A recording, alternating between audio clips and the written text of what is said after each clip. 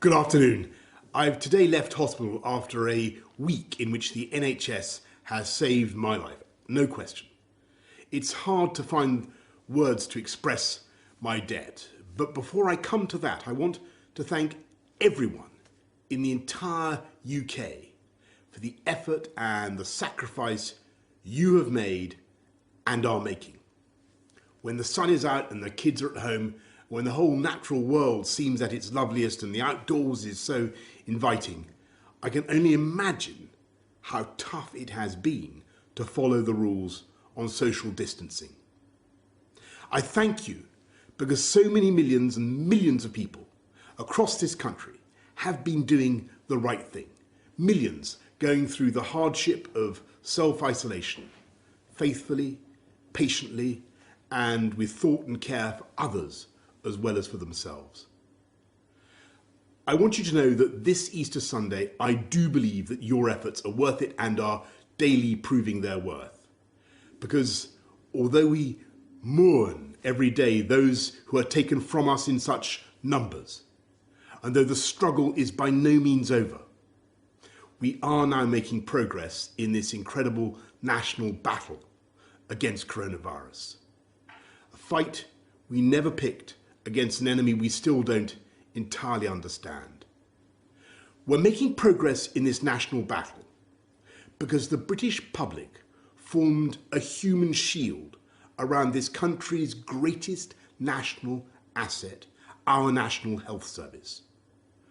We understood and we decided that if together we could keep our NHS safe, if we could stop our NHS from being overwhelmed, then we could not be beaten, and this country would rise together and overcome this challenge as we have overcome so many challenges in the past. In the last 7 days, I have, of course, seen the pressure that the NHS is under. I've seen the personal courage, not just of the doctors and nurses, but of everyone, the cleaners, the cooks, the healthcare workers of every description, physios, radiographers, pharmacists, who have kept coming to work, kept putting themselves in harm's way, kept risking this deadly virus. It is thanks to that courage, that devotion, that duty, and that love that our NHS has been unbeatable. I want to pay my own thanks to the utterly brilliant doctors, leaders in their fields, men and women, but several of them for some reason called Nick, who took some crucial decisions a few days ago, for which I will be grateful for the rest of my life. I want to thank the many nurses, men and women, whose care has been so astonishing. I'm going to forget some names, so please forgive me, but I want to thank Poling and Shannon and Emily and Angel and Connie and Becky and Rachel and Nikki and Anne. And I hope they won't mind if I mention in particular 2 nurses who stood by my bedside for 48 hours when things could have gone either way. They're Jenny from New Zealand, in Invercargill on the South Island to be exact, and Luis from Portugal, near Porto.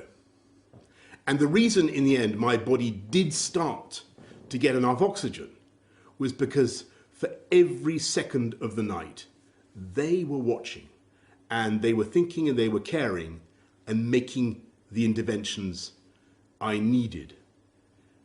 So that is how I also know that across this country, 24 hours a day, for every second of every hour, there are hundreds of thousands of NHS staff who are acting with the same care and thought and precision as Jenny and Luis.